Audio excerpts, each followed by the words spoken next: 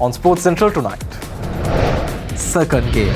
The second three-day encounter between the Bangladesh Under-17 team and the Sri Lanka Under-17 team commences today at Bashundhara Sports City, with Bangladesh Under-17 bowled out and Sri Lanka Under-17 remaining calm in the crease, with the skipper scoring a century. Maiden title.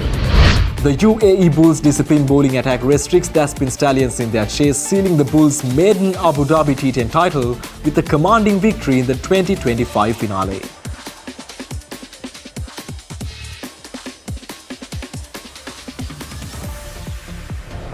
False accusations. Red Bull stated they were clearly incorrect to suggest Kimi Antonelli deliberately allowed Lando Norris to overtake him late in the Qatar Grand Prix, adding they regret the online abuse the Mercedes driver has received since. And crucial match. Barcelona coach Hans Flick says that Barcelona is still not at their best despite going top of the La Liga, as Diego Simeone urges Atletico to stay strong ahead of Camp Nou showdown. You are right, we are top of the table, but we are not on our best level at the moment, and we have to go these steps to play our best football what we can.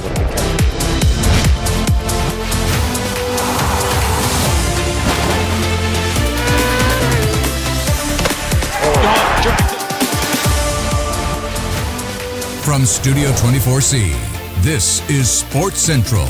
And now, here's Vinut Varnasurya. Hello and welcome to today's edition on Ada Derana Sports Central, right here on Ada Derana News Channel. Well, due to the adverse weather conditions, the local sporting arena is a bit lacking, but we always have all the action coming from the international turf, so we start off with some updates from the local arena. The second three-day encounter between the Bangladesh Under-17 team and Sri Lanka Under-17 team commenced today at Bashundhara Sports City. After Bangladesh Under-17 was all out earlier in the day, Sri Lanka remained calm in the crease, with skipper Rehan Piri scoring a century and Jason Fernando giving much-needed support from the other end. Sri Lanka Under-17 bowlers were able to restrict the home team Bangladesh Under-17 team for 122 runs in their first innings. Saurav top scored with 43 runs. In bowling for Sri Lanka, Manitha Rajapaksa, Minuganetsara and Himaru Deshan picked up 3 wickets each. In reply, Sri Lanka Under-17 were on 183 for the loss of 2 wickets at stumps day 1. Sri Lanka lost the first wicket Arosha Situmen in the first bowl of their innings. Then opening batter Rehan Piris and Hirun Matisha added 70 runs for the second wicket. Matisha made 18. At stumps, skipper Rehan Piris remained 114 not out, while Jason Fernando was 51 not out. The pair had added already 113 runs for the third wicket. Bangladesh Under-17 team won the first three-day encounter by 27 runs in a low-scoring thriller. Sri Lanka Rugby authorities have announced a few matches of the Interclub Rugby League will be held as scheduled on Friday and Saturday. Accordingly, Sri Lanka Police will take on Havelock Sports Club at the Police Park on Friday. On Saturday, CH and FC will take on Air Force Sports Club at Havelock Park. Meanwhile, Army Sports Club versus Kandy Sports Club, which was scheduled for Friday in Panaguda, and Sri Lanka Sports Club versus Navy Sports Club, match scheduled for Saturday at Longdon Place, have been postponed. The rescheduled matches will be played 1 week prior to the Super Round. Sri Lanka entered their AFC Under-17 Asian Cup qualifiers football campaign with a defeat against Timor-Leste in their final Group A match. Sri Lanka lost to the matches 2-1, and this tournament was played in China. Sri Lanka lost 4 matches and recorded only 1 win, and that was against Brunei. Sri Lanka also lost to host China, Bangladesh and Bahrain. The AFC Under-17 Asian Cup 2026 will take place in Saudi Arabia in May 2026. The top 8 teams from the tournament will secure places at the FIFA Under-17 World Cup to be held in Qatar later in the same year. Let's head into a short commercial break. More sporting highlights coming right after this. You are watching Sports Central right here on Ada Derana News Channel.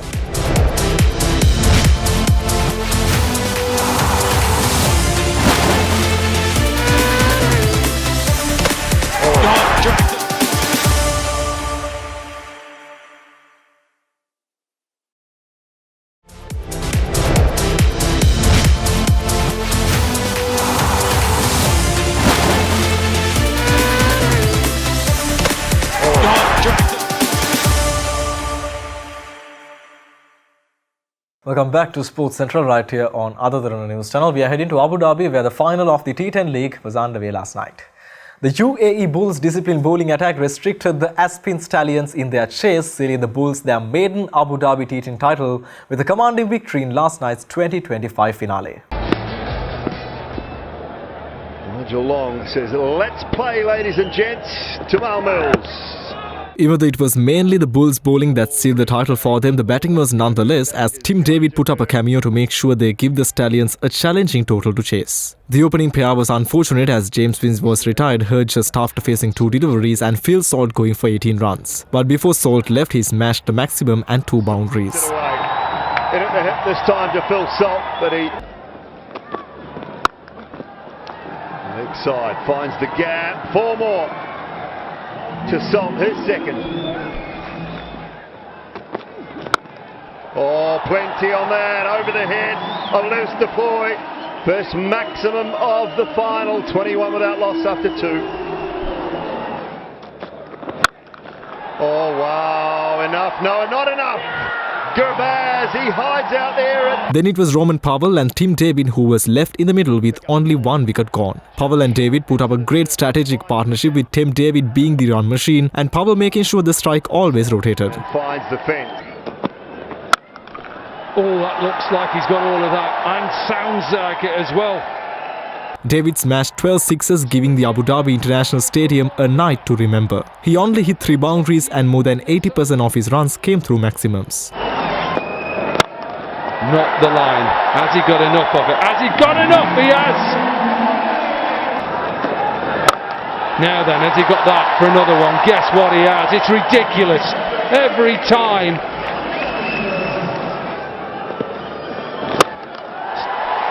6. First one. Most 6s ever by any player in any season in the Abu Dhabi T10. Got it again. You bet he's got it again. 10 sixes. Roman Powell only scored 24 runs from 20 balls faced, but Tim David on the other end just missed his century, scoring 98 runs off just 30 deliveries. UAE Bulls amassed a total of 150 at the end, losing just 1 wicket. Has he got it? Has he got it? Has he got it? You bet he's got it. What an innings, Tim David. Equals the most 6s in an innings, 12 6s. The partnership is 98 from 30. 150 for 1, and he finishes just a miserly 98 from 30. Chasing 151, which averagely required 15 runs per over, the informed Stallions' batting lineup was well counter-attacked by the Bulls' bowling department. Regular wickets fell in quick succession and none of the batters were able to pass the 20-run mark. Yeah, Spice is not good here. He's going to need some cold spray. The required run rate was never been able to meet, and Aspen Stallions could only gather 70 runs regardless of losing 4 wickets. With the defensive bowling UAE Bulls showcased, they were able to clinch their maiden Abu Dhabi T10 League title in style. 50. He's got rid of Catting. Never looked comfortable. Now, whether that's a hamstring just didn't. For the Bulls, and they've done it. Kyron Pollard and co are going to lift the trophy here tonight. Yeah, big celebrations. The Bulls, who limped into this year's final spot at number 4. The biggest win in terms of runs.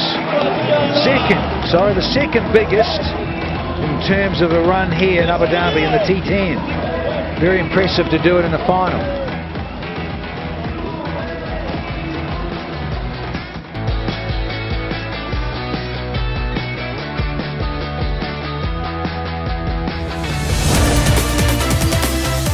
Meanwhile, Red Bulls say they were clearly incorrect to suggest Kimi Antonelli deliberately allowed Lando Norris to overtake him late in last Sunday's Qatar Grand Prix, adding they regret the online abuse the Mercedes driver has received since.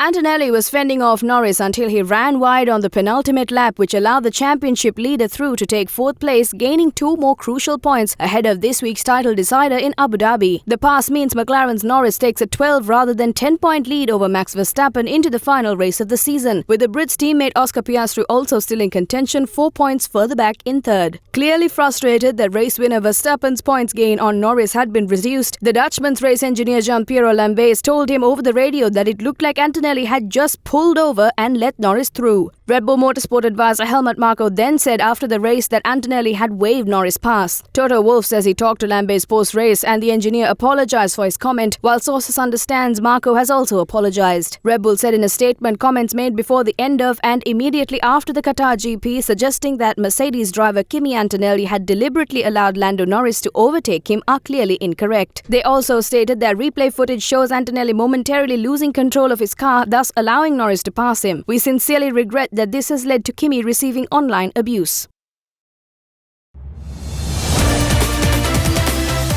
According to the FIA Formula 1 point system, Lando Norris is favourite to win his maiden Formula 1 world title. But Max Verstappen and Oscar Piastri can steal the championship at this weekend's season-ending Abu Dhabi Grand Prix. So how can all 3 drivers do it? Here's the report. After strategy drama in Qatar, Norris is 12 points ahead of Verstappen and 16 points in front of McLaren teammate Piastri with 25 points for a win in Sunday's race that is at the Yas Marina circuit Abu Dhabi. For Norris, the equation is simple and if he is on the podium in Abu Dhabi, he is the world champion no matter what his title rivals do. Should the British driver finish 4th though, like he did in Qatar, he would need Verstappen not to win the race. If Norris retires or fails to score any points, he would need Verstappen to be outside of the podium places and Piastri in 3rd all over. Meanwhile, Verstappen must be on the podium to have any chance of the winning record in equaling 5th consecutive drivers' titles, an accolade held by Michael Schumacher during his time at Ferrari. The Dutchman, who won the controversial title decider in 2021 against Lewis Hamilton, realistically needs to win the hope Norris is not on the podium. As long as he is ahead of Oscar Piastri in the final result, Piastri will not be a concern for Verstappen. Piastri must finish in the top 2 to have any chance of claiming a first world title. Even with victory though, he needs teammate Norris to be 6th all over. Should Piastri finish 2nd, the Australian would rely on Norris being 10th all over plus Verstappen not being on the podium. If any 2 contenders are tied with points, the FIA would go to count back, which means who has the most number of wins in 2025. Remarkably, Norris, Verstappen and Piastri all have 7 victories this season. With that, the FIA would need to move to the 2nd place and Norris is ahead here with 8 second places compared to Verstappen in 6 including 1 in Abu Dhabi in this scenario, while Piastri only has 4. In any scenario where Norris is tied with his title rivals, he will come out on top. It is impossible for Verstappen and Piastri to be tied on points if they are on the top 2 in the championship. Another short commercial break right here on Sports Central. We'll be back with more sporting highlights right after this.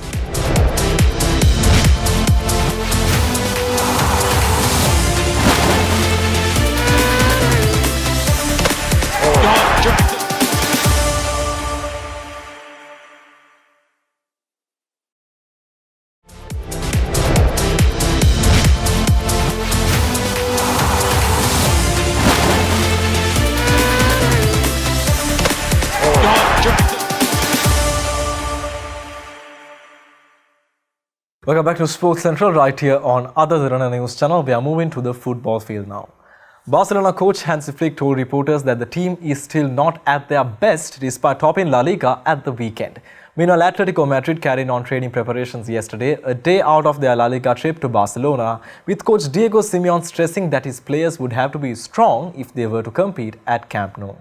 Barcelona won at the weekend against Alaves, leapfrogging Real Madrid, who were held to 3rd consecutive draw. However, there are 4 clubs jostling for top spot with Villarreal and Atletico Madrid also in the mix. And Atletico could jump from 4th to 1st if they beat Barcelona by an unlikely 4 goals or more today. Coach Flick stated that they are at the top of the table but they are not their best level at the moment. The team have been winning in La Liga but not in the Champions League. The coach added that they have to go through these steps to play the best football they can.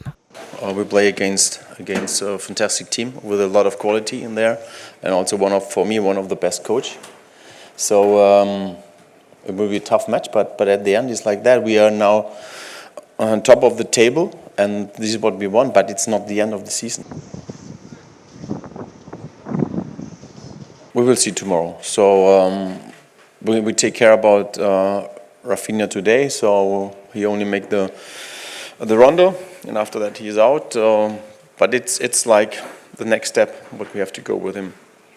And I have the confidence he can also play 90 minutes. It's not a problem, but we will see what happens. At the end, with Ronald is not ready at the moment, and he is a private situation, okay, and I don't want to say more, and please also respect it. I think this is what I want, what I can say and what I want to say. But maybe this season is more difficult because it's not easy that everyone wants to win against us, wants to win against the champion. So it's about that. But you are right. We are top of the table, and but we are not on our best level at the moment, and we have to go these steps to play our best football with what we can. Meanwhile, Atletico Madrid carried on training preparations yesterday, a day out from their La Liga trip to Barcelona, with coach Diego Simeone stressing that his players would have to be strong if they were to compete at Camp Nou. Simeone added that his side must seize any uncertainty in the Barca's game to extend their winning run across all competitions to 8 matches. Atletico sit 4th in the league standings, just 3 points behind leaders Barcelona, and a victory would tighten the race at the top. However, Barcelona, who has shown signs of vulnerability in recent weeks, including a 3-all draw away to Club Brugge and 3-0 loss at Chelsea in the Champions League, will be looking to reaffirm their dominance at home.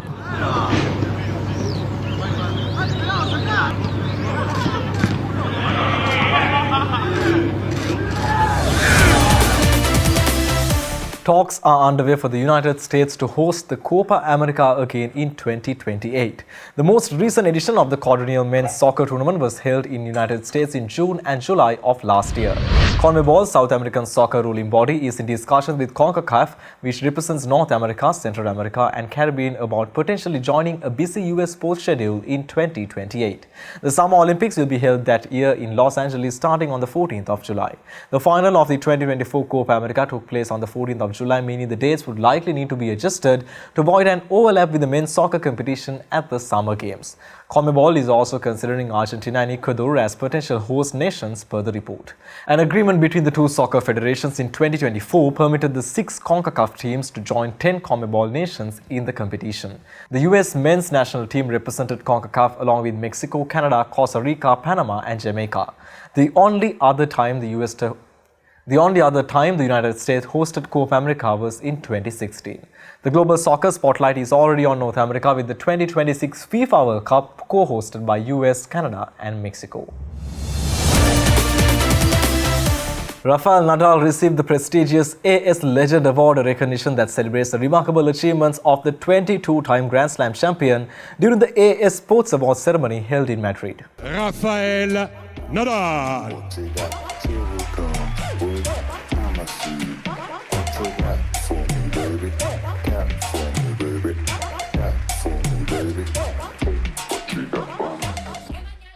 The honour highlighted not only Nadal's extraordinary career on the court, but also his enduring influence on global sport and its status as one of Spain's most iconic athletes. The star-studded event, organised annually by the Spanish sports publication AS, brought together some of the biggest names across various disciplines. Nadal was joined by a host of celebrated athletes who were also recognised for their contributions and accomplishments over the past year. Among the notable honorees was 7-time MotoGP world champion Marc Marquez, who continues to be regarded as one of the most dominant riders in motorcycle racing. Indy 500 winner Alex Palou was also recognized for his exceptional season in motorsport, further cementing his rising status on the international stage. Football legends past and present added to the evening's prestige, with Rafael Varane, Jesus Navas, Fernando Torres and Raul receiving Career Achievement Awards for their significant impact on both club and international football.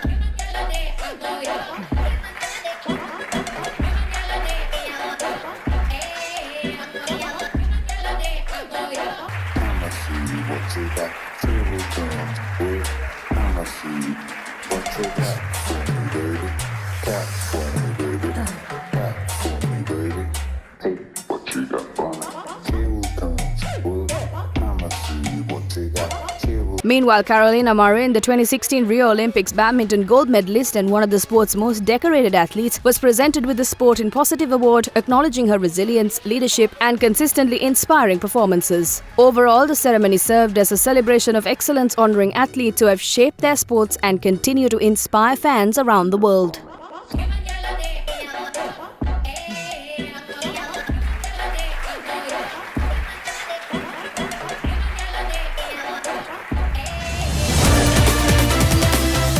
Britain won the 2025 Sail GP Championship, beating New Zealand and Australia in a thrilling three-way final in Abu Dhabi to lift the trophy and a $2 million prize.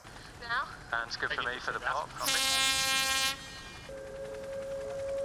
As they bore down on the finish line, the British crew celebrated their first Sail GP Championship win beneath the towering wing sail of their bright red and white F50 catamaran with cheers, laughter, whoops and wild fist pumping. Emirates GBR skipper Dylan Fletcher said it had been an unbelievable final. He noted that all three teams had performed brilliantly and that any one of them could have won. He added that he was over the moon praising his team and their year and said he was absolutely stoked.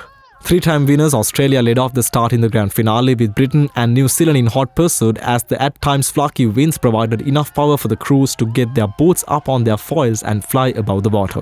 The lead changed hands several times before Fletcher and tactician Hannah Mills were able to get clear water by reading tricky winds achieved of Abu Dhabi's compact course, where teams used Sail GP's new 27.5-meter wing for the first time. The British team was founded by Ben Isley, who is aiming to win the America's Cup in Naples in 2027 with this crew. Emirates, Great Britain!